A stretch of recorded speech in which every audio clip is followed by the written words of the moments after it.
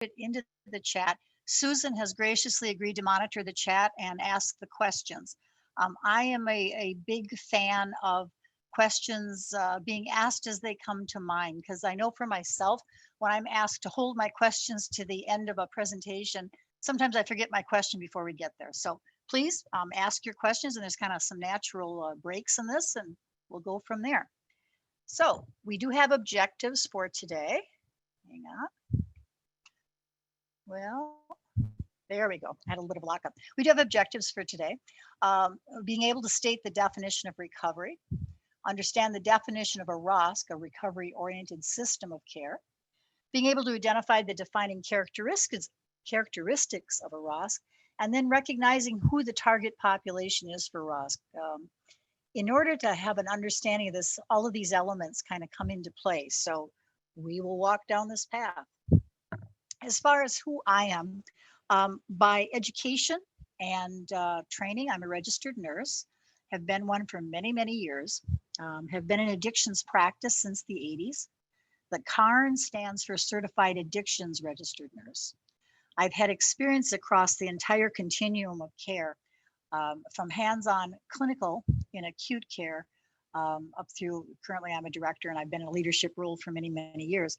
But in that process, I have worked in acute medically managed detox, inpatient treatment in the old days when we did 28 days, medically monitored treatment where I had people staying at the hospital.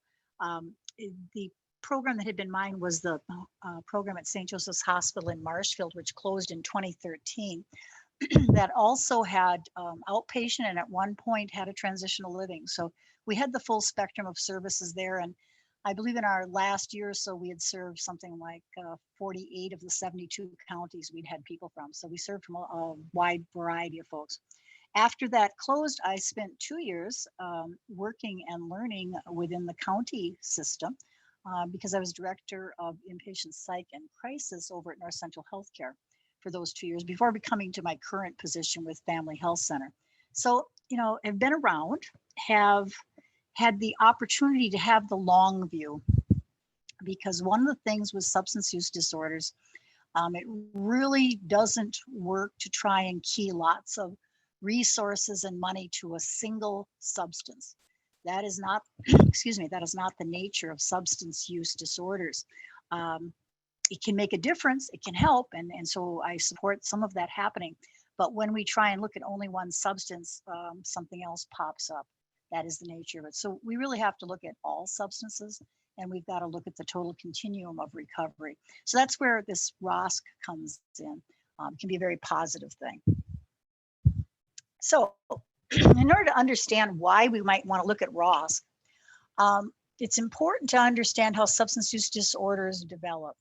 And it's very complex. Again, if it was easy, people would just say no. And when they wanted to quit, they'd just quit, but it doesn't work that way. I would encourage you to think of it more like cardiovascular disease. It's not a simple equation. So there's a genetic component. And of course, as most people know, if you come from a family where there's a strong history of early death from heart attacks, MIs, you're at greater risk than somebody who does not have a cardiac history in their family. It is the same thing for substance use disorders. So if you have a first degree relative, a parent or a sibling who has a substance use disorder, you're at greater risk than somebody who has no history.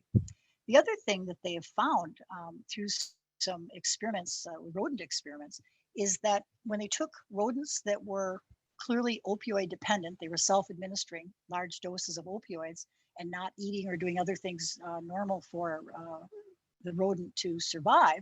If they went in and did a bit of work on the genes, they could disrupt it and actually completely eliminate the self-administration with no other treatment. So we know there are some pieces that can be done. That's future stuff. We're not a spot to do that with people, but it really ties in the genetic component. They also had done a number of years ago the twin studies where twins who were not fraternal twins, they were the exact genetic copies of one another, were adopted out and were in different environments. They found that the rate of substance use disorder, like a number of other genetically related um, diseases that we have was the same regardless of what nurturing environment they went to. Because at one point, there was a real attempt to say it has nothing to do with genetics. It's just about the environment, and anybody with a substance use disorder is a bad parent. That's where they came from, is the bad parenting. So we know that is not true. There is a genetic predisposition that makes one more likely to experience a substance use disorder if the other things come together. Then that gets us to the environmental factors. One example would be if you're in Wisconsin, you will be exposed to alcohol. It is a given. Alcohol is so much a part of the culture. Even if your own family doesn't use a lot of alcohol, when you go to the gas station, it's right there for sale and everywhere else. And if your family doesn't, there will be other families in your neighborhood or in your community who do use alcohol as part of every single social gathering, from the announcement of a new baby coming all the way through the wake for the funeral of said person and all the decades in between. So it's very, very much a part of the culture. Now, that doesn't mean that everyone who participates in these things has a problem, far from it. But what it does say is alcohol is woven in. There is exposure to it on many, many levels.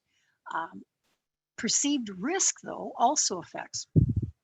So example of that would be, people can parachute out of an airplane on a planned basis and not get injured because they do safety checks, they have all of the right equipment, they wear helmets, etc. So when they do all of that, they are clearly perceiving the risk and taking steps to offset that. When you look at substances, and if people do not perceive it as a major risk, example would be, here, hold my beer, and then somebody goes and does something, that's where the risk is not perceived to be great. And people get into difficulty because they're using the substance and they're not realizing that there's an impact of it. There's danger with it. This is part of what got us into difficulty with the prescription opioids. And what happened was the way they were marketed, clearly taking one of the new prescription opioids for the physicians who were providers who were prescribing, clearly this was going to make their patients' lives better. And for us as the public, seeing these ads about how this was going to make everything better, why wouldn't I go and ask my doctor for this? So our perceived risk around the use of opioids was almost nothing. In fact, I was in practice at that time when this first began. And you'll appreciate that we had a term that was called pseudo addiction. And what that meant was, well, if you had somebody who was taking these opioids and they had pain, and they looked like they were dependent on them, like they had an opioid use disorder. But if you just gave them more opioids, that stopped the behaviors, and then they didn't look like that. That was pseudo addiction. It wasn't addiction. I can tell you that was incorrect. That really was addiction, and they really did have an opioid use disorder. It's just that they had underlying pain too. So again, perceived risk comes from a lot of different factors. It can be from the community.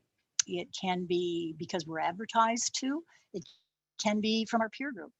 It's not uncommon that we have a population of, say, younger people who are doing things with their friends, their peers, that their parents view as high risk, but the people in the younger age group, remembering being 20 years old and bulletproof, really not seeing any risk at all. So it comes from a lot of different areas. But if you have access and low perceived risk, it really increases the likelihood of substance use disorder happening.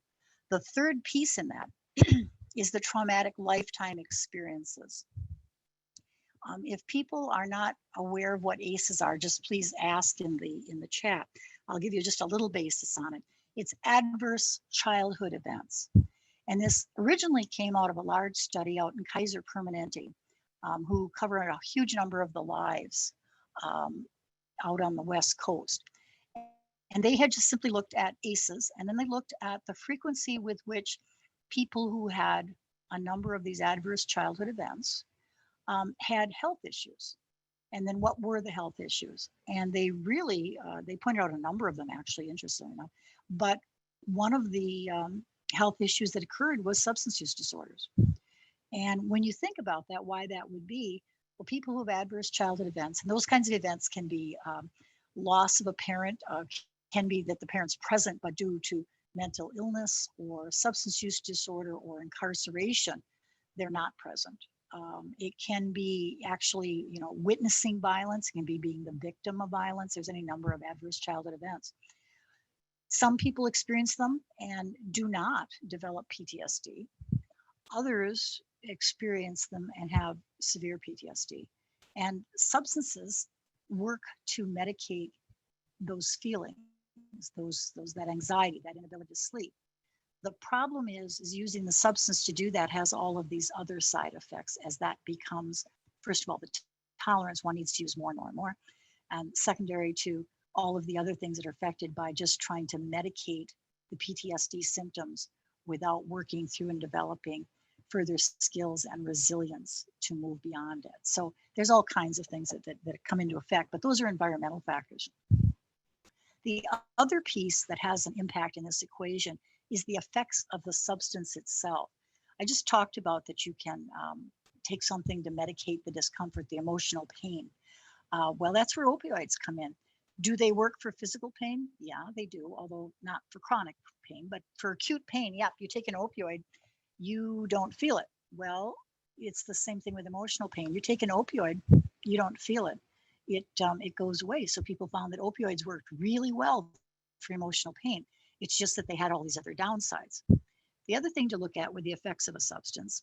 So another one would be methamphetamine. Why do people use methamphetamine? Methamphetamine has a bigger release of dopamine than anything else you can do. It's like 1,200 times any natural occurring event, including sex and eating. Nothing beats the high of a methamphetamine rush. However, once that happens, you never get quite that high again. And the methamphetamine use that follows is always chasing that first feeling. The other pieces with that first feeling is you are truly 10 foot tall and bulletproof. Everything is great. The problem with it is it's not all great. And the more methamphetamine that one uses, the more negative impact there is, including physical health, losses, focus moving from, I mentioned the rodents earlier, focus moving from those things that you need, a job, your home, taking care of your family, the things you need to do as function as a human, all of the focus moves to getting that next fix and whatever it takes to get it. So when the substance has that type of effect, then it ends up having that rewiring of the brain. And we've got the next slide will show that. But you always think about, what is the substance doing? Is the person using a substance that's a depressant that helps them sleep? Or is the person using a substance that is a stimulant that gives them energy and makes them feel they can overcome anything? Those are just important elements to think about. And then what does this person need as they move into recovery? But the effects of the substance are very important. The fact that methamphetamine has that much of a high tends to make it very addictive and much harder to treat in many ways. When you look at alcohol, it's a depressant, but it also helps with social anxiety. That's why some people never go to a party without some alcohol on board. And if that's what you're using it for, it can be very difficult to face life without that alcohol in a social situation. So again, what does the substance do? That has an impact in this equation about when will it be used, how often will it be used, what are the triggers to use it, that kind of thing. So that's how that develops. Again, not one thing by any means. Are there any questions around that? If I don't hear from you, Susan, I'm going to assume not, okay? Yes, and actually it's been kind of quiet. I did encourage people to ask questions in the chat, but nothing yet. Perfect. I'm good with that. But please feel free if you have one. All right. This is a really nice slide. It's out of Vokal's work, and NIDA has these, and there's a lot more to go with it. But this one, I always like this one because it just kind of captures it. We can do the ones where we talk about all the regions of the brain, but I've always found that wasn't the most helpful thing for myself. So this is something that I have found was workable. So basically it's why addicts can't just quit. And I'm going to use my pointer. This is hang on one second. This is a non-addicted brain. And the size of these circles have to do with how strong they are in the process. So in the non-addicted brain, control, those executive functions, the same things that allow me to never dance in public, okay? That's very much in control, all right? You aren't gonna see me fall into that. Unless perhaps I had enough alcohol, and then it might happen, but again, it'd be that control piece. Saliency, saliency is the triggers. And I'll give you an example of saliency. It's those details that suddenly become salient to you for different reasons. So if you've always had a nice neutral car, a silver or a beige or black, and you suddenly buy a red car, you will find as you drive down the road, suddenly there's red cars everywhere. Now, other than the one you bought, there's no more red cars than there were before, but it is now a salient detail for you, so you notice it, your mind catches it. Saliency around drug or other substance use is that part where all of the things that are potential triggers, if I don't have a substance use disorder, I can walk through an environment and no big deal, I don't notice anything. For somebody who has a substance use disorder, there may be 5 triggers in that environment that I don't even recognize. And the issue with saliency is it is triggered so rapidly in your brain, we aren't even conscious of it. It's that part where if you've ever done mindless eating, you find yourself having eaten, I don't know, in the process of eating a cookie you didn't even think about. That's because that cookie being available was salient to you and you went ahead and acted on it. And it's like, oh my gosh, I really didn't intend to have that cookie. It's that sort of thing, but think of it with drugs. The memory, that's a pretty clear one. And you notice there's feedback here with the memory. We'll talk about what happens when you get over into the addicted brain though. All of this acts together and the drive is then what makes it happen or not happen. You notice in the non-addicted brain, there's a no-go. Control is very major and says, you know, I realize those pain pills are in grandma's medicine cabinet because I happened to open it looking for an aspirin, but my brain's not addicted. It's not an issue. I'm certainly not going to use that, but I'm probably going to watch grandma and see if she's using those and follow through with that. The addicted brain's a whole different ballgame. Notice how small the control is. This is because the brain has been rewired. Control is really lost. And when you think about diagnoses of substance use disorder, particularly when you get over into severe, there is compulsive use, there's loss of control. Well, here is your loss of control. It's gotten so small that it is not having an impact. On the other hand, look at the saliency where the triggers are. They are huge. They're having major impact on the control. In fact, they're stronger than the control. Same thing with the drive. Look at how big the drive is, much bigger than over here. And the memory. Now you'd think, well, you've got the memory, that should help them not use. The important thing to know about this is what the memory focuses on. I'm going to talk about the methamphetamine. The memory doesn't focus on the fact that you didn't have money for rent, you're being evicted, you've got legal charges for the methamphetamine possession. What it focuses on and what it hits back with the triggers is that first high. I would just feel so much better with all of this crap if I just could use, and so I do. So the whole system is rewired, the drive, and it happens. So those pain pills in grandma's cabinet, if I've got the addicted brain and that's one of mine, and that's one of mine, I would use them. I would have them with me. I would take them, whatever I'm going to do, before I even thought about it. So that's why people talk about what just happened on an impulse. It does, because this is how the brain is wired. So remember that it really changes those circuits. Again, any questions with this? We just have one comment from Geraldine who says that they use this particular image when teaching psychology, and it really hits the students. Excellent. I'm glad to hear that. Yeah, I've always found it a really useful one, and it's a whole lot better than showing them brains. I always get lost in all those areas. So thank you for that feedback, Geraldine. So we're going to talk more about why we're moving to the recovery-oriented system of care. I was around for the old approach, and people, of course, were using substances. Actually, not a lot differently than they are now. Substances come and go, but there's always substances. And back then, there was a belief that you couldn't help anybody till they hit bottom. And in between there was nothing you could do. They had to hit bottom, they had to want it. Well, it's true, people have to be motivated, but there's ways to work with that. So the way the usual process was is there'd be an intervention, and there were interventionists. There are still some, but this used to be a big business with pulling groups of people together and bringing somebody in and kind of ambushing. It still happens on TV.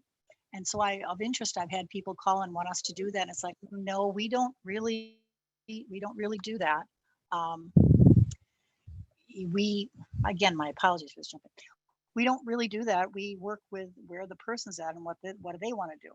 But there'd be the big intervention, and then they'd go someplace to dry out, quote unquote. Because again, back at that time, the primary drug was still alcohol, which of interest, alcohol is still the substance most used in this state.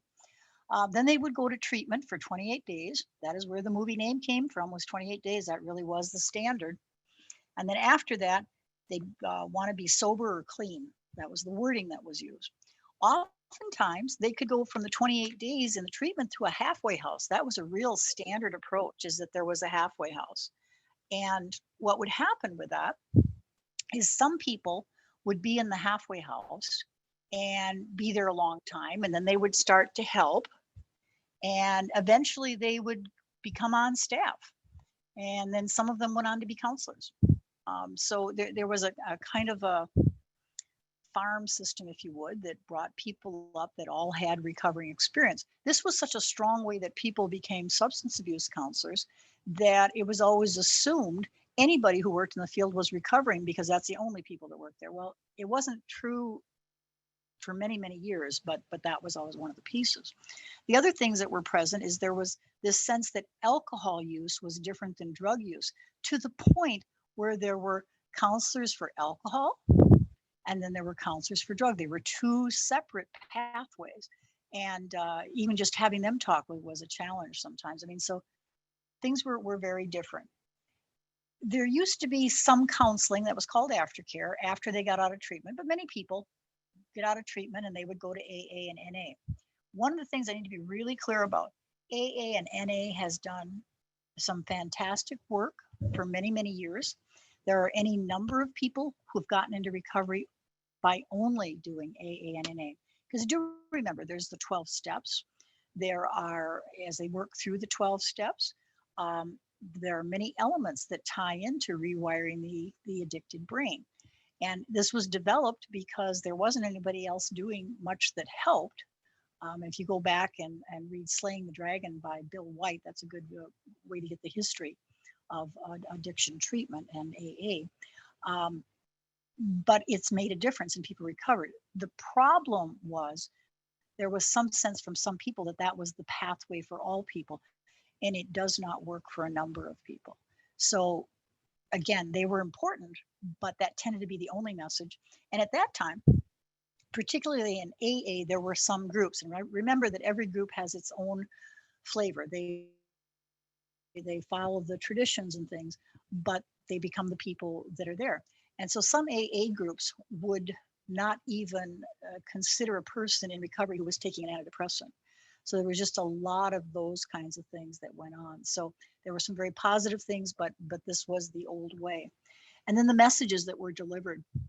I recall people being in their 27th day of treatment and having a counselor basically put them on the hot spot in group, on the hot seat in group, and that person leaving treatment, done, left, that's it, on the 27th day, and so would not successfully complete.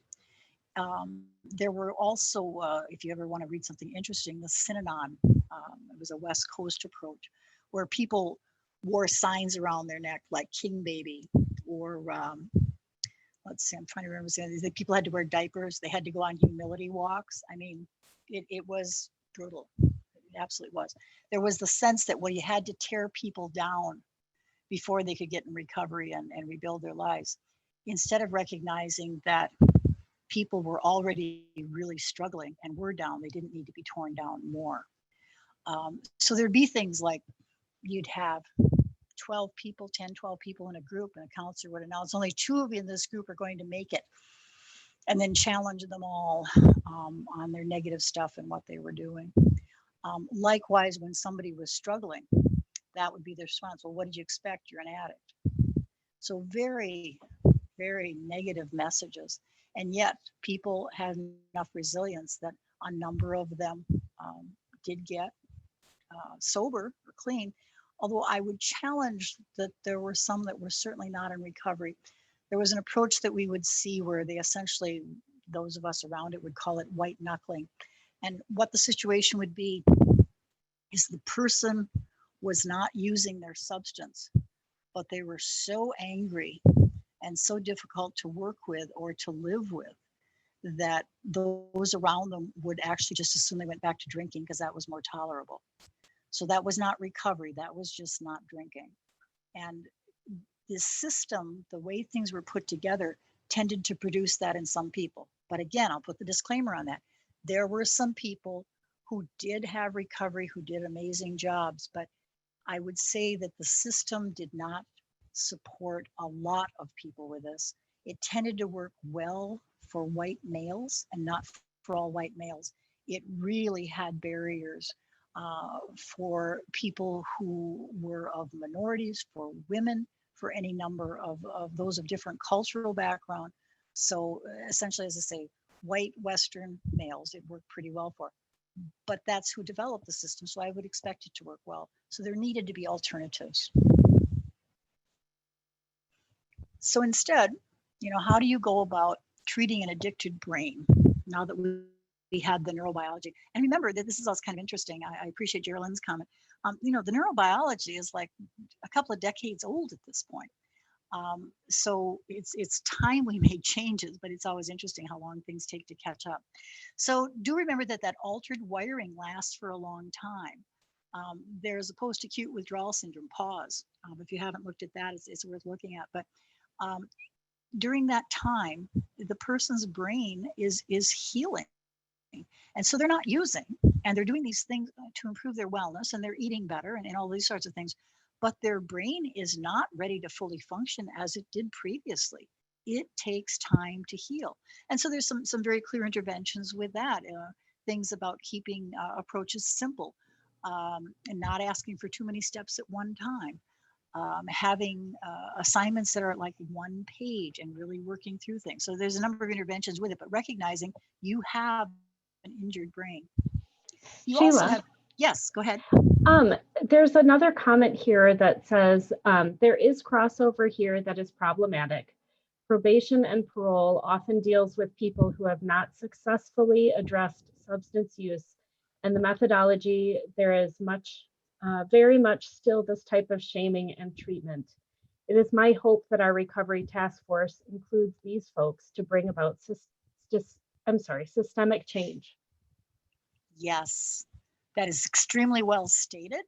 And that's the opportunity within recovery oriented systems of care, is that all of the players in the system, and that includes probation and parole, that we're able to all move along, move forward together. Because the way you get at that is what would make a difference in the things that are important to a given system. In probation and parole, I always think about recidivism. So if you're able to, using a recovery oriented system of care or developing one, if you're able to decrease recidivism, that's a win-win. So that tends to be the piece. What is the piece that for a given stakeholder in recovery oriented system of care, what would be the win-win for them? Why should they change to this? Because I can tell you, I work with some people in probation and parole that are very interested in these pieces, that are working with trauma responsive and those kinds of things. So we can move forward, but you're exactly right. If they continue to do the shaming piece, that just doesn't work for folks. So yeah, I appreciate it. It's one of those areas that there's not only the need, but I think there's more readiness to change, because if they just keep doing the same thing over and over, they're going to have the same outcome. So There's somebody who followed up who said, Christina said, on that note, we would also need to look at the programming in prisons before a prison is released on supervision with probation and parole. yes, Mhm. And also, I would note that if people would like to mute and unmute themselves, you certainly can do that. So, and then, yeah, just chat saying that there's agreeing. Good. Okay. Excellent. But those are very good points, and that's why again it's multiple stakeholders. It's really thinking in terms for a given individual or a given family. Who or what are all of the parts that touch that family? Because if we're all able to get on the same page with us, it makes a huge difference in how things can progress and how rapidly they can do it. So again, I'm going to go back to the brain. We talked about the methamphetamine. Well, dopamine is involved with almost all of the drugs you use because it's one of the feel good. There's actually other neurotransmitters too. And if I had a young person that showed a lot of intelligence and interest right now that was in high school, I'd really encourage them to go into brain research because there's so much we do not know about the brain. This will be a huge area of research going forward. I'll give you an example. There are cannabinoid receptors in the brain, okay, so where the marijuana hits. But there are also cannabinoid receptors in the gut, and they seem to act differently. There is a syndrome called cannabinoid hyperemesis syndrome. And basically what it comes down to is somebody using a lot of marijuana and throwing up, and they can't stop throwing up. And one of the diagnostic basis for it is if they go into the shower and they spend hours in the shower because that gives them relief. That's the only thing that gives relief. It's diagnostic for the syndrome. Well, we've had several people with that. And when we talk to them and think about what people's mindset is towards marijuana, is that, quote, it treats nausea. So they're having nausea, they use more of the marijuana. Using the marijuana is causing the nausea, so it's a self-perpetuating cycle.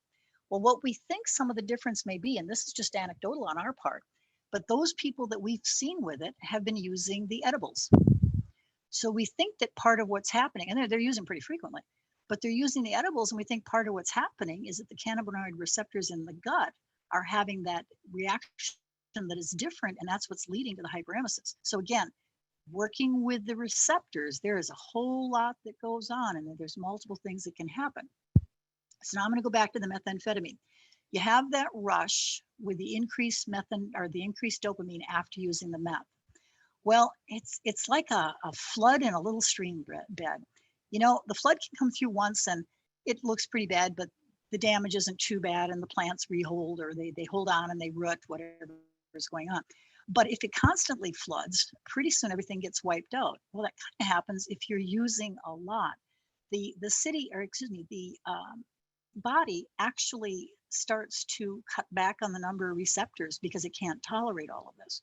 So then when you stop the big floods of dopamine, what dopamine is there? And remember, dopamine is what helps us feel good. What dopamine is there? There's less receptors to even take it up. There's way lower levels of dopamine and less receptors to do it. This is part of why in early recovery, so often people don't feel good at all. They find no joy in anything. And they kind of can complain about everything. Their neurotransmitters are way down. So looking at that, you have to take steps to address it. And we'll talk about what that is. We also know that the areas of the brain that are related to reward and behavior actually end up being altered in their gene expressions. It's a very interesting thing that occurs. This is also part of what happens with epigenetics. So that, and I'll give you an example of that, where there has been historical trauma for a group of people, say indigenous people in various countries, where there has been historical trauma. You can see the development of substance use disorder because of the epigenetics, where the substance use disorder is not the primary, it is a symptom of the historical trauma and the impact intergenerationally. It's a very interesting thing. So if you haven't looked at epigenetics, do look at it. It's there's a great deal to be seen with that, and more that we need to work with. The stress response remains elevated. That's an important piece. When we talk about medication-assisted treatment using buprenorphine, one of the advantages of it is that it reduces the stress hormones. And that you see in the first 2 weeks. So we've had people come in really struggling, get them started on the Suboxone, and within 2 weeks, they hardly look like the same person. They're able to think, they're able to function. They've done some studies where they looked at the catecholamines. So those are the hormones related to stress. And nearly anybody in the middle of a substance use disorder, if you would draw blood and check their catecholamines, they are elevated. Their stress hormones are really elevated. When you start them on buprenorphine at that 2 week period, even though they're just beginning treatment, it isn't that the rest of their life has gotten better. Their catecholamines, their stress hormones, have returned to normal. That's a huge piece because when those drop to normal, again, you can think, you can do things. So that's part of it. They also, and I mentioned, I would encourage somebody to go into the research. We still don't know all the connections between genetics, the environment, and the drugs. Um, there will be a time, I hope, where we will have preventative type things that when there's a particular cluster of genetics and things that there are steps that could be taken so no one has to go through substance use disorders, but we're far from that now. So what can we do now? So what's really been shown to work is a combination of counseling with skill development and peer support. So giving someone the knowledge, having them practice the skills, and then having an environment that supports it. That's what happens in the first part. Treatment of mental health needs. Now, back in the old days, what they said, if somebody said, I think I'm depressed, well, stop drinking and we'll have you see somebody in 6 months. Well, they know now, we know now, that if you have a co-occurring disorder, mental health disorder, that needs to be treated as well. Now, you may may wait a couple of weeks into the substance use disorder treatment so that you know you're not treating withdrawal symptoms, but you really need to treat mental health. If you do not, the likelihood of this person being able to maintain recovery is very, very limited. Both need to be treated, and it doesn't make any difference which one came first. And then medications, medication-assisted treatment works really well for a number of things. So when you're talking opioids, it's a great addition. You're talking nicotine, tobacco, it works very well there.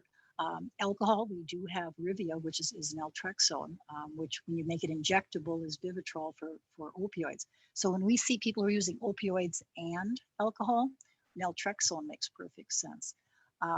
There are not really good medications for methamphetamine yet, although there are a couple of studies where it seemed to have some impact if you gave Vivitrol for people using methamphetamine. We see a number of people with opioids and methamphetamine, so we do use it. But again, we're looking for something more, something better with methamphetamine. We're just not there yet. The other things, when I mentioned the medication, there's good research showing that if you use medication maintenance, it can really help with keeping people in treatment, retention in treatment. Negative urines, and those are urines that are not showing the substance that you were treating for, and then prevention of death. That's particularly with opioids. People getting out of jail or getting out of treatment have a huge risk of overdose immediately following that release from some place where they could not use. What happens is because of the way opioids work, remember that they depress respiratory status when you reach a certain tolerance or a certain level with them.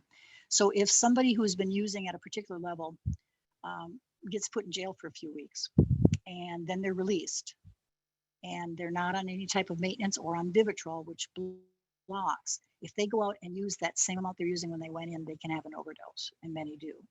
So that's where the connection with the Vivitrol and people getting out of jail came together.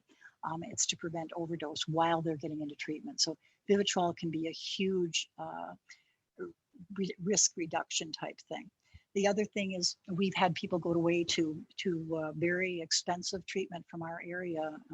One gentleman in particular came back and his overdose was in 3 days of having been very, very successful in a longer term treatment in residential, but he didn't have that piece when he came back. So it's a really high risk for folks.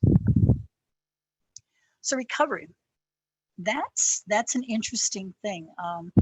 It is not just detox. Really often I've had somebody say, either the patient themselves or their families, well, he's been to treatment 5 times. And it's like, well, tell me about that. Basically, they've just been to detox. All detox does, it may get you through the withdrawal completely, but my observation has been Nowadays, really often, particularly if a person's going to a general hospital, sometimes they're getting out on the second day. Well, alcohol withdrawal doesn't peak for 3 days. The person may look better. They're not, an acute withdrawal, but they've got benzodiazepines on board and they're discharged. Um, when a person just goes into detox and then back out, what does the brain most want to do when they get out? Find their substance. So that doesn't tend to work. Um, it really, you have to counteract the substance effect on the brain and regain control of the behavior in life. Going back to that diagram of the brain, nothing's been done at the point of just detox. Nothing has been done to change that drive to use. So what else would we expect when people get out of detox? So instead, and this was, gosh, SAMHSA had large groups of people and worked on this for quite some time. This was a consensus definition of recovery, a process of change through which individuals improve their health and wellness, live a self-directed life, and strive to reach their full potential. Now, I personally, and I wasn't even on the group, I personally really like this definition because it focuses on so much more than the person's use of a substance. That's one small part of who they are. It is the rest of this, living a self directed life and striving to reach their full potential, that's covered within the work around substance use, but it's not who they are entirely. And that's important. So, the things they found, again, through research, is the 4 domains that support recovery are health, so the person's physical wellness, home, and that encompasses many things, including having a safe place to be, having purpose, so that includes work and jobs, and then community. And that includes things like what one is a member of. Are you fulfilling your role? Say you're a parent and things. Are you obeying the laws? So when things involving those 4 domains are all addressed, people tend to do very, very well. That's actually one of the other things that comes up. Well, treatment doesn't really work.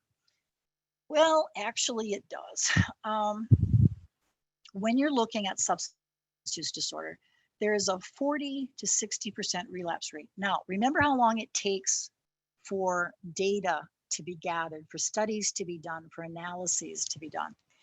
We know that this 40 to 60% relapse rate was not done with all kinds of recovery oriented systems of care. It was just being done with what was there. So even with some of the big gaps that we've talked about, people were still recovering at a rate of 40 to 60%, because this is the relapse rate, but that's the flip of it. If 40 to 60% relapse, that means that 40 to 60% are in recovery. The other interesting thing is, if you back off and you look at it not from what do I want to say, some sort of failing, but instead look at it as a chronic disease, which is what it is. Because remember, you now have a change in the brain, you have a neurobiological disease. If you compare it to other chronic diseases, the relapse rate for diabetes is 20 to 50%, for hypertension, 50 to 70%, and asthma, 50 to 70%. So people with those chronic health conditions are very similar to people with this chronic health condition. That's a really important fact, because really often I'll have people want to be challenged. Say, well, what's your success rate? It's like, oh dear, it's a chronic disease, and so it's managed in that manner. So recovery-oriented systems of care. It is, and we kind of touched on this already, it's moving from a viewpoint of moral failing or weakness to recognizing it as a addiction brain disease, a neurobiology of addiction. It's really looking at, oh, if we really think about what's happening, we're more likely to be able to help this person in what they want to do. It also, and this is interesting, it's kind of counterintuitive, because it's like, well, what is this going to cost? I've been asked that question too. But it's moving from acute crisis-oriented episodic care, like only when the person is having withdrawal seizures, or only when they are suicidal, or only when they've gotten in big trouble or had a car accident do they enter treatment. That's much like waiting until there's a heart attack and the person has to have open heart surgery. That is going to be much more expensive than the person seeing their primary care provider and having their high blood pressure treated and following through with that, and having their cardiac status looked at and whatever needs to happen with that, and not having the heart attack. Is just a completely different approach to the care, and it's far less expensive. So if you use the chronic disease management model, and this does come out of public health, first of all, you emphasize the early recognition of risk, much like you do with people with cardiac disease. You screen for risk factors.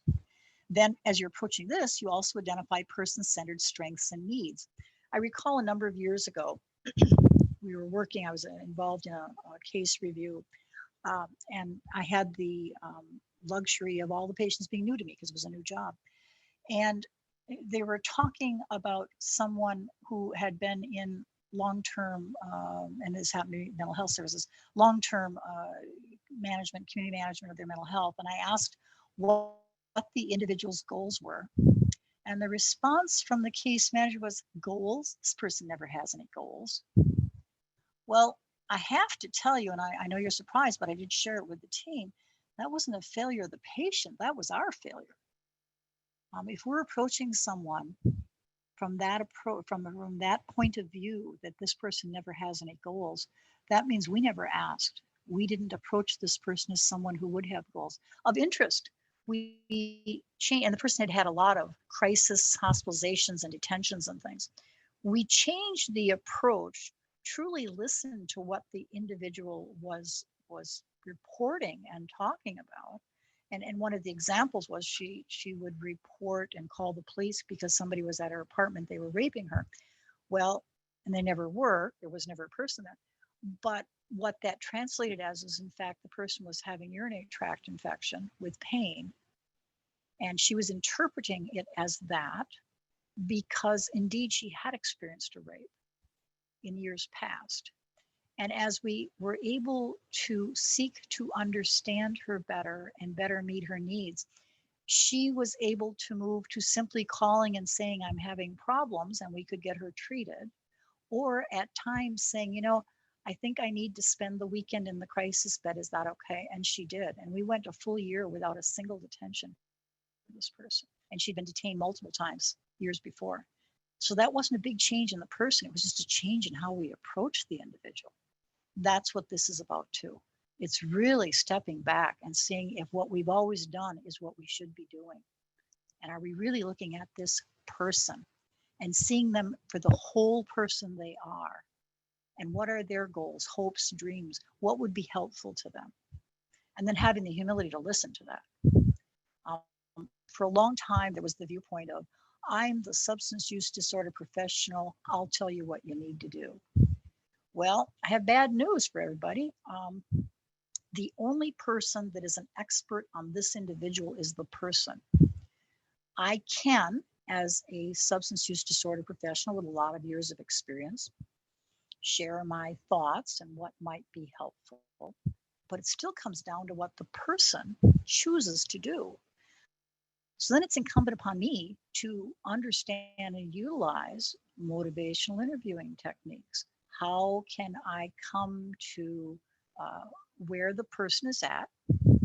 We can find some shared ground and perhaps take some steps in a direction that would help support this person's recovery. That takes a lot more work than here's your treatment plan. But if I do this work, I can build relationships with people that ultimately I can walk with them in their journey to recovery, and they make progress and they gain the things that they want. So it's a complete shift in the paradigm in how we approach and what do we think. So the old is, how do we get them into treatment? The new is, how do we support this person's recovery process within their environment? Because we're not going to be able to fix everything that's in their environment.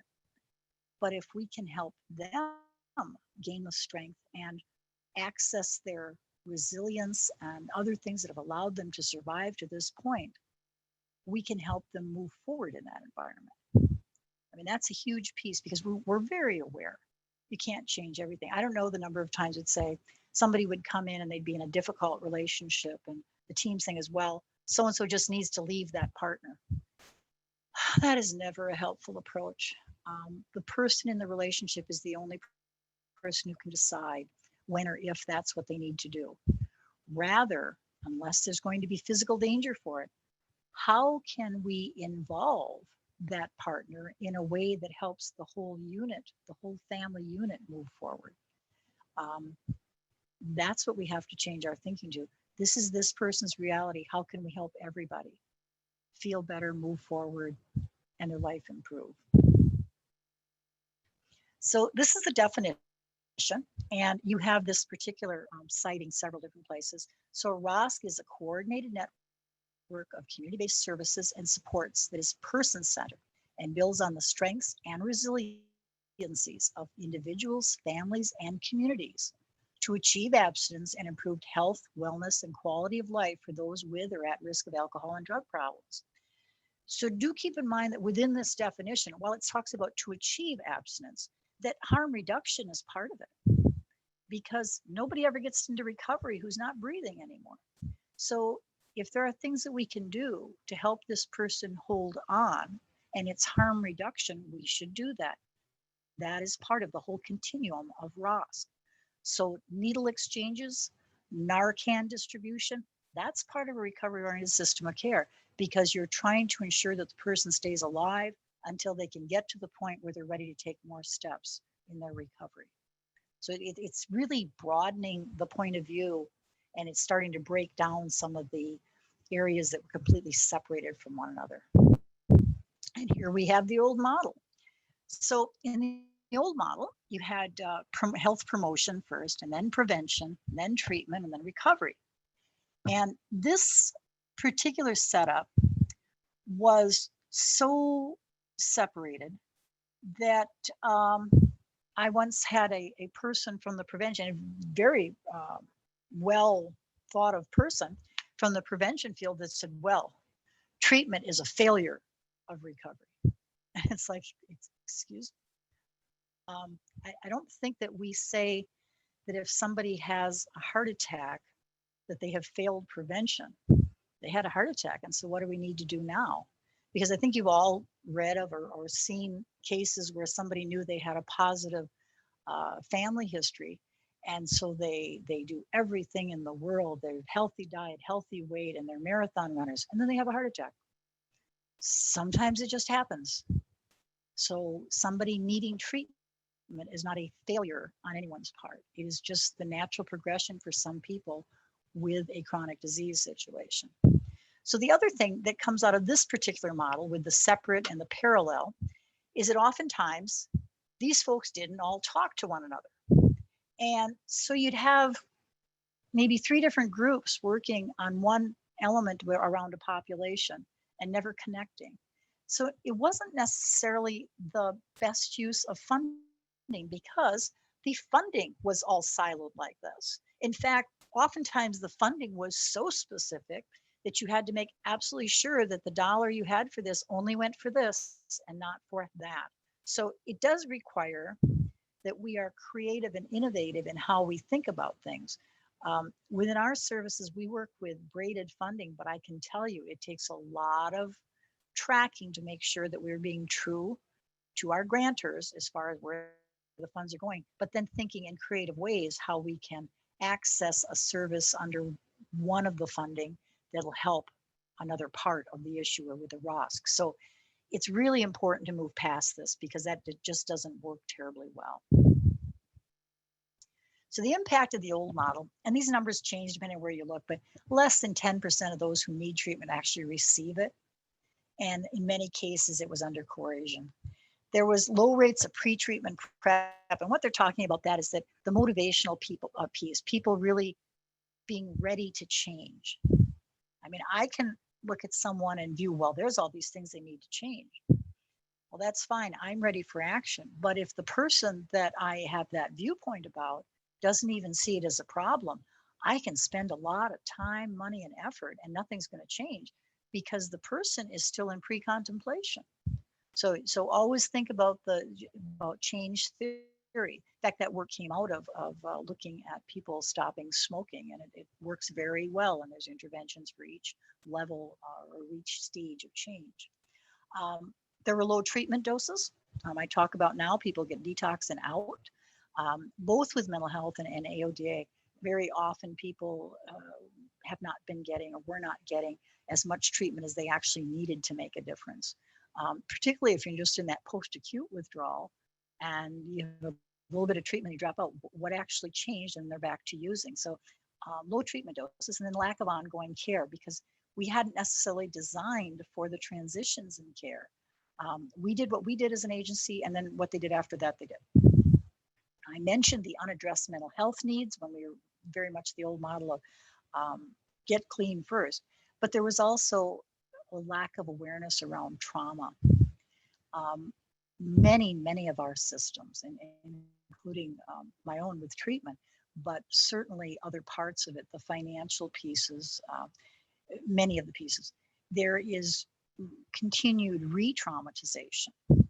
If you think about the histories that some of our folks have and what they have experienced, basic healthcare is traumatizing. There's so many pieces with it. So not being trauma responsive, not only were we not helping sometimes, we were actually doing harm. That's just not acceptable. And then there were poor outcome rates. Well, that was always interesting because addiction was one of those cool things where if people left treatment, we got to say, well, it's them, they weren't ready. That was used so much. If people would have been leaving cardiac care at the rate that they left addiction treatment, there would have been a huge uproar. What is going on at that care facility? If you want to have an interesting time, just go out and Google retention rates in substance use disorder. Utilizing some of these pieces, we'd run some data a while back, and in particular with our MAT program, we were having like a 90% retention rate. That's way above what the usuals are. And it wasn't that we're doing anything amazing. We were just doing some of the things we're talking about here, and seeking to be responsive, and it made a difference. The other thing that was happening, I use that example going to the top of the next column, a crisis response to a chronic disease state. As I say, if you don't do anything with cardiac disease, so you're doing a lot of open heart surgery, that is a crisis response, and that is super expensive. So as a result, the care that was happening, like with detentions, with police needing to be involved for that, for what it costs to have somebody detained, with commitments. And I'll be honest, I do see a place for commitments, but they've kind of fallen by the wayside. It became very expensive. So that has actually moved to gatekeeping. I'm not sure if you're aware, I think many of you are, but the decision of whether or not to do like an alcohol commitment does lie with every county. And while a few counties do them yet, in general, counties that in decades past I had worked with, and we had successful alcohol commitments, are just opting not to do them anymore. And when I've talked with the people involved, what they said is that they would get to treatment centers and the person say, I don't want to be here. And the treatment center would say, well, we can't keep them. They don't want to be here. And so then they'd be released anyway. And there was really no point to all of that. So again, it got very expensive, and you get to gatekeeping with it. The other thing is much of what we did or do at times, system driven rather than patient centered. I have this form and it all has to be filled out, versus how can we help you today? That's one of the things that we've been working on, and I've got a couple of staff that are struggling a little bit. We have a centralized intake process, and we have an intake form that's really all I want for information. And it's pretty thorough form. But one of the things that happens in both regular health care and in public health care is there's all kinds of data we have to collect for all kinds of reasons. And sometimes, rather than stepping back and saying, okay, how is this experienced by the patient? And do we really need to ask all 74 questions on that first phone call intake or first phone call contact? Or what do we need to know to help this person today? And then can we stage the rest of the data? I have news for you. Once you decide that they're not suicidal or in active withdrawal needing an ambulance, there's only a little more information that you actually need in that first phone call. More of the information can be gathered when you actually see them, whether it's virtual or in person. The most important thing when they make that first phone call is, how can we help today? Why is the person calling? And what can I do to help them with what they called about? That's a huge change because again, so much of the time, our systems drove what we did and when we did it, and the patient just kind of had to deal with it. Many people would leave before the first appointment or not complete the intake or have to wait too long and they just would leave. So, or not connect. So, again, really looking at being patient centered. Continued stigmatization, that is so prevalent. Um, if you then add if you have people who are of minority groups, people who are brown or black or other groups that for whatever reason are stigmatized about something, that can add a whole nother layer. I recently had a situation with a person who had been on MAT for a period of time, and the person went into an emergency room related to a health issue. And we're talking the person arrived via ambulance, so was really having difficulty. And without going into a lot of detail, just think COVID type symptoms. The person got there, got checked out, and apparently the COVID was negative, but as they were discharging the person collapsed. Well, they were clear that the person had been involved or was involved in medication assisted treatment. So they immediately jumped to giving Narcan because it must be a drug overdose. Well, the person came in by ambulance and had been in their ED. Um, Ultimately, what it was really serious pneumonia. The person had to be intubated within 45 minutes and then spent a week and a half in an ICU. Um, and then had multiple other complications. And there was never ever any evidence of this being drug involved at all, including the urine and blood tests. So I just when I talk about stigmatization, it happens all over the place, and there are assumptions made because this person is identified as having a substance use disorder.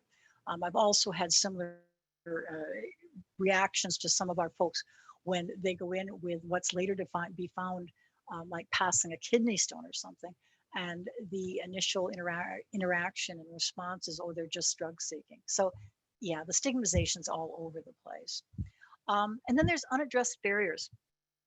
If we just bring somebody in and we ignore the fact that they don't have a place to live, they have food insecurity, they need work and they don't have it, they have children they care for and there's no childcare, and then their financial stability, we can help some, but you have all of these other things going on. What's been found to really work is when we address all of that in whatever ways we can. I have found that some people are not aware, so I do share this. Do you realize that the poor pay more for everything than what people of privilege do? And when I say that, I'm the income to be of privilege with this is not excessively high. So do think people who are working. This is not people who are not working, but these are people who are working in entry level jobs. They may be fully employed, but still qualify for Badger Care. When they go to have a checking account or a debit card, they pay more higher charges for it. If they get a credit card, they pay much higher interest rates. So there is a piece that until you get above a certain level, everything costs you more, even though you have less money to pay for any of it. And I found that oftentimes people who have not been in that position have not been aware of that, and that's huge. Should you really have to pay more because you have less? It's counterintuitive. So dealing with their financial trauma is huge, and helping them work through. We recently had a patient we'd worked with for a period of time who showed up, and he was so excited. We have a patient financial navigator who's exceedingly good at her job, and in part because she has some lived experience with financial trauma, and he wanted to meet with her, and so she met with him, and we've been working with him for 4 years. And he came in to announce he had regular insurance for the first time. He had the card. He had gotten a better job, which the insurance went to, because before that it had always been entry level. He now had just purchased a pickup that he was very proud of. It was used, but it was running and it was in good shape. And he had one last payment to make to DWD, the State Department of Workforce Development, because there'd been an issue with his unemployment that went back 10 years where he had done something not right. So when he made that last payment, all of that was cleared up. That was 4 years worth of work. And was he sober? Yes. He was not using substances, but the work towards this piece, towards this financial piece, was a huge celebration for him. And in many ways, while it built on, yes, he had to be not using to get there, this was his key goal. And this is what made the difference. So when you think about what does ROSC look like, what does recovery look like, it's those things. So we've had people get their kids back, finally complete probation with no more pending charges, those kinds of things. That's what recovery looks like. So we've got to think in broader terms. So the new model, and I'm not Sheila, going to read all this for you. Yes. Sheila, Yes. we did have a comment. Yes. Um, we are still siloed in funding. In prevention, it is definitely emphasized no treatment and often do not even work with people who may currently have substance use issues in the family. For example, prevention programs for youth, but the parents are users.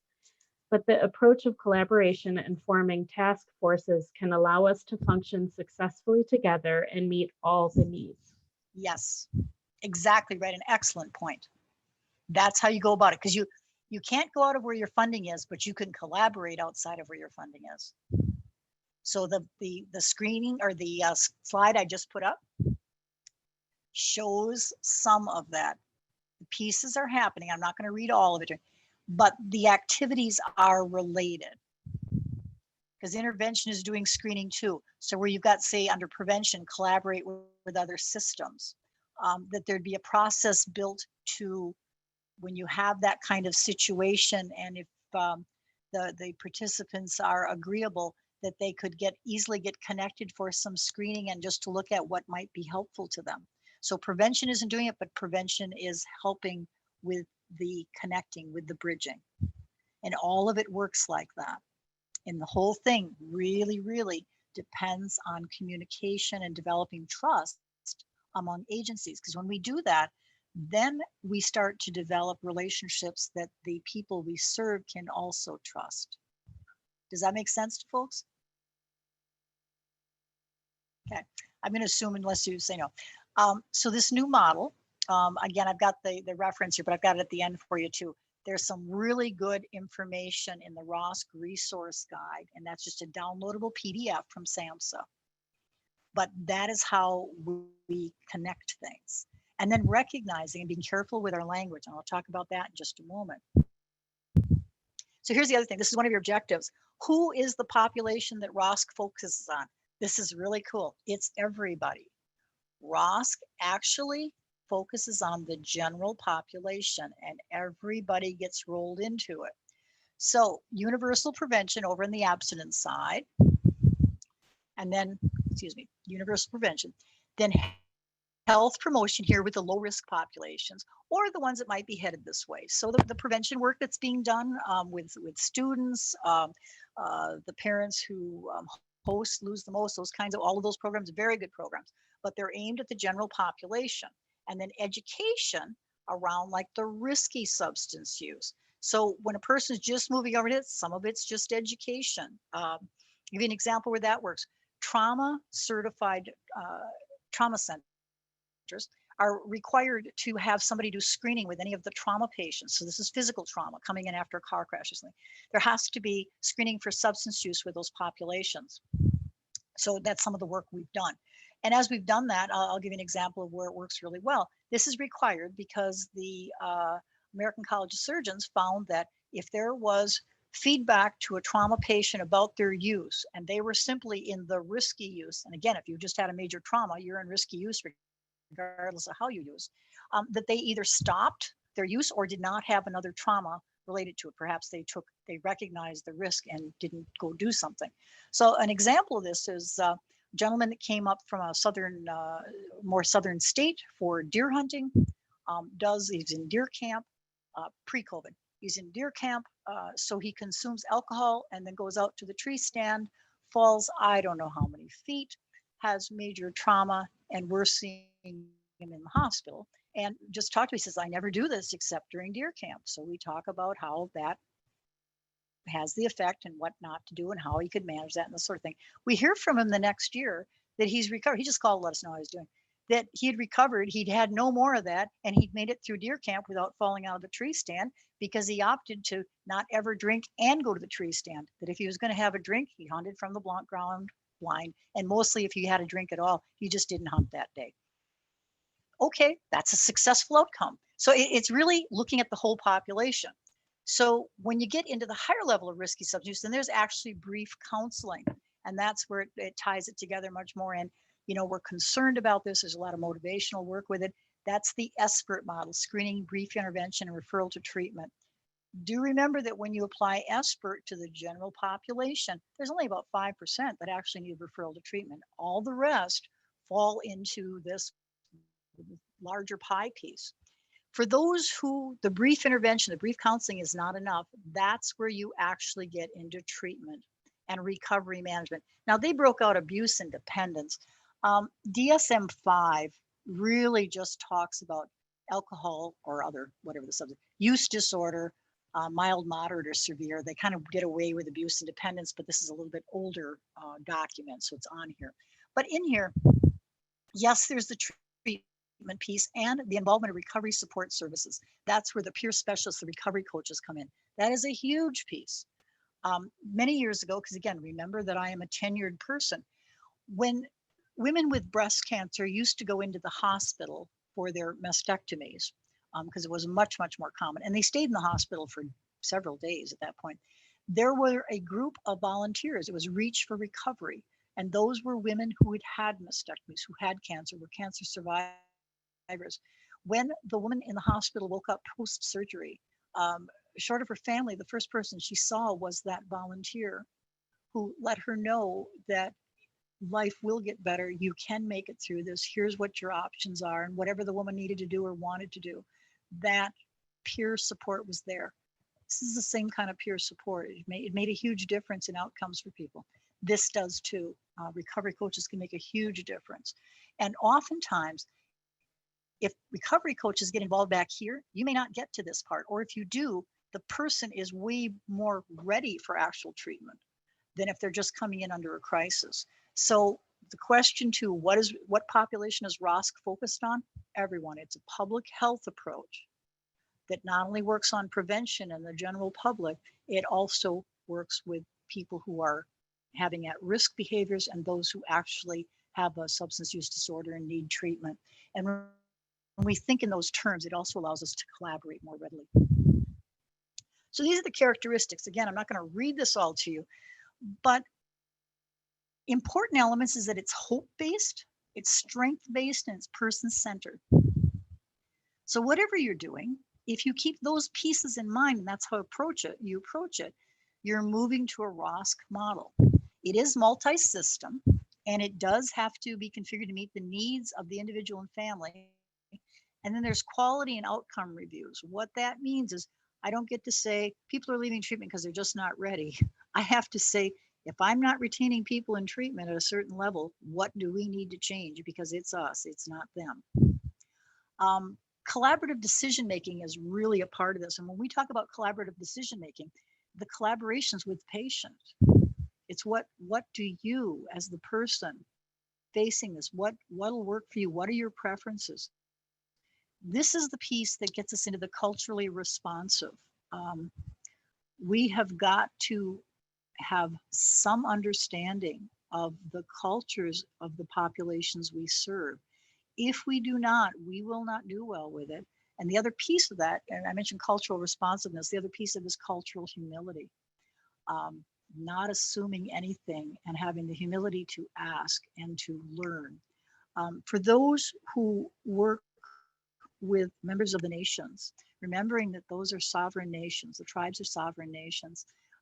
One of the most helpful presentations I've ever gone to is getting to know our neighbors, and that's one that's readily available. And what it is it's an excellent, comes through DPI. It's an excellent presentation explaining historical trauma. I had some awareness of it, but I did not have nearly the understanding that I should have to do this work. And then knowing that things like non-consented sterilizations were being done as recently as the 1970s. There's just so many pieces, and then understanding how what was done, what was done to these peoples, how it just tore apart not only the culture, but then of course the families, and why we see a number of the issues we see. It's so important to have that background wherever we can get it. And this sort of knowledge, again, look at who you're serving. It is incumbent upon all of us to have some background and some understanding for any populations that we serve, and to ask the people we serve, what would make this better? How can we do this better than we are? That's a huge piece. Sheila, Go ahead. there is a comment. The cultural piece is huge. As an Indigenous woman who is a peer specialist and a psychologist who specializes in historical trauma, I am happy to hear this being talked about, and it is why I am here. Excellent. And I will say you have about 10 minutes left. Very good, thank you. I would ask that person if she would be, or he or she would be interested, I think she's she, if she would be interested in reaching out. I would ask if she would have any interest in providing education for anybody, just as a sidelight. Okay, so we'll move through the rest of this. Okay, picking up my thought here. There has to be, and this is kind of a big jump, there has to be tolerance and encouragement for many pathways to recovery. In the old way, we were the experts, and this is what you needed to do to get clean. Under recovery-oriented systems of care and respect and care for the individual, there's many pathways, and we have to be prepared for what does this individual prefer and what will work for him or her. It's not what works for us. And under that, we at the bottom is like support allowing failure as an option. If we make a recommendation and the person we are serving chooses to do something else, which is certainly their right, then if that doesn't work, we don't get to take a "I told you so" attitude. We can do the, okay, well, how did it work out? All right. What do you see now as might be options? Because we're here for you. How can we work with you? It really has to be that unconditional acceptance. Doesn't mean you don't have expectations. And so for instance, in our environment, we will work with people to help them deal with responses to trauma or being triggered, absolutely. But we also have expectations that it's a safe environment for everyone. So if a person is struggling to manage their behavior, we will offer outs so that they are not having a major outburst in the agency, because we talk to them about the fact that that's traumatizing for other patients too. So really figuring out a way, how can we make this work for you, but it needs to work for others too. So again, respect, respect, respect. That's where the language comes in. There's so much language that is stigmatizing. So this is an old way, and I can't tell you the number of times I heard this. So MW is a 24-year-old addict. She's been abusing drugs since she was 14. Recently, she's been using Suboxone, but now she's having dirty urines. She's also been non-compliant with her treatment plan. She no-shows for appointments and doesn't follow through with anything.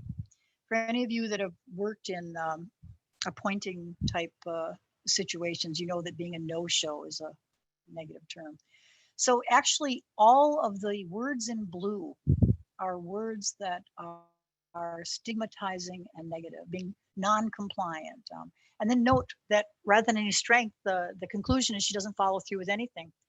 That's probably not likely. There's probably some things she does. So how could it be different? So this is the same case.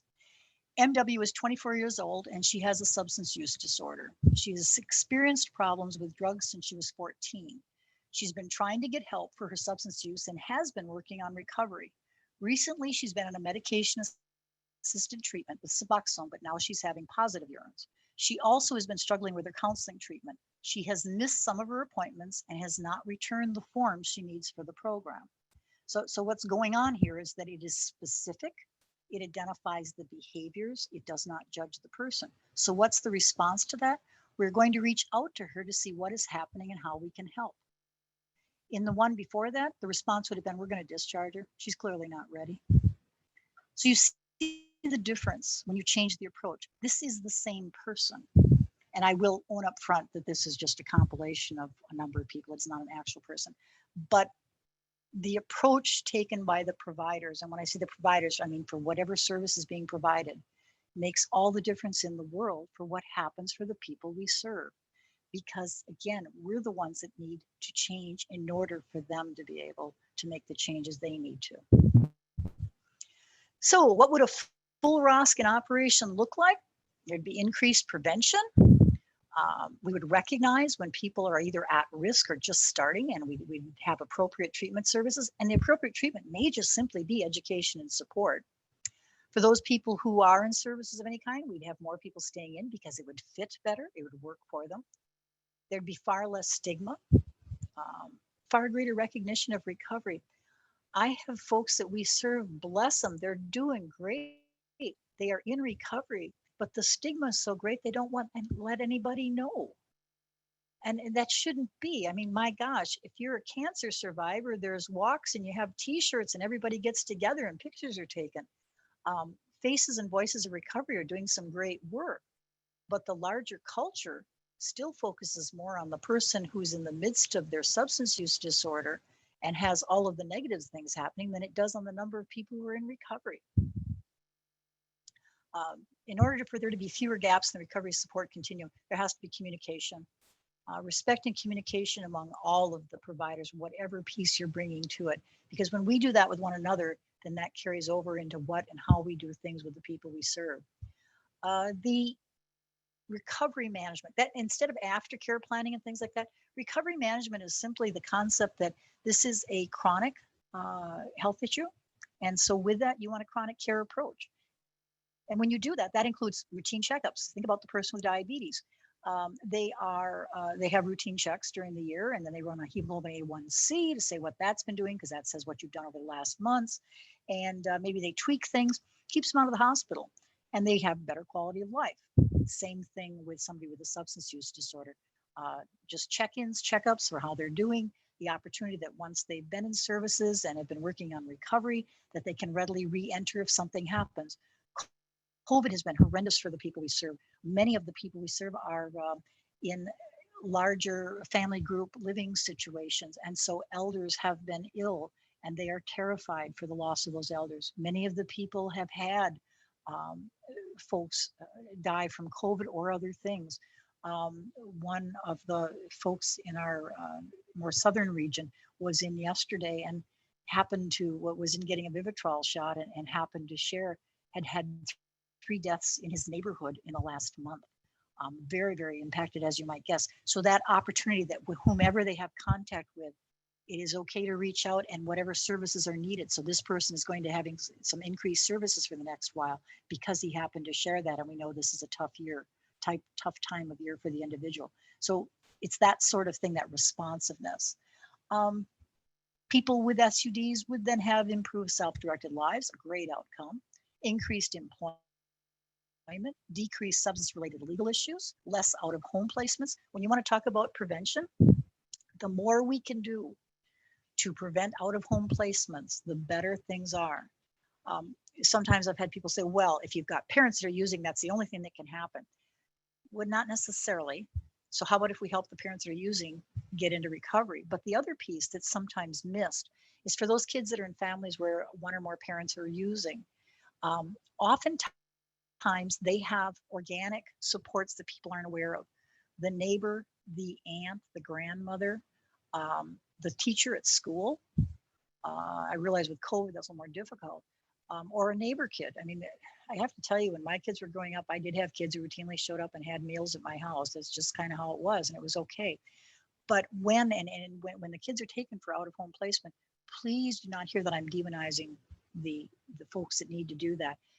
I'm very clear that there's a viewpoint that there's nothing else that can be done. But then I also know there's a real shortage of placements. So children are being placed distances from where they were. And I made reference to those earlier organic supports because with that, they lose those. They lose that teacher. They lose the kids they're in school with if they're connected to anybody. They lose those neighbors. So what ends up happening, again, nothing intended to happen this way, but we are then producing that next generation of children who both through what's happening in the home, but then these other pieces who are at higher risk of substance use disorder.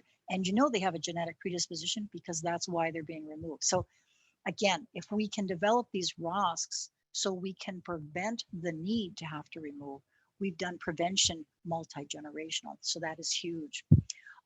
Again, with the ROSC, families moving from substance use disorder affected to recovery nurtured.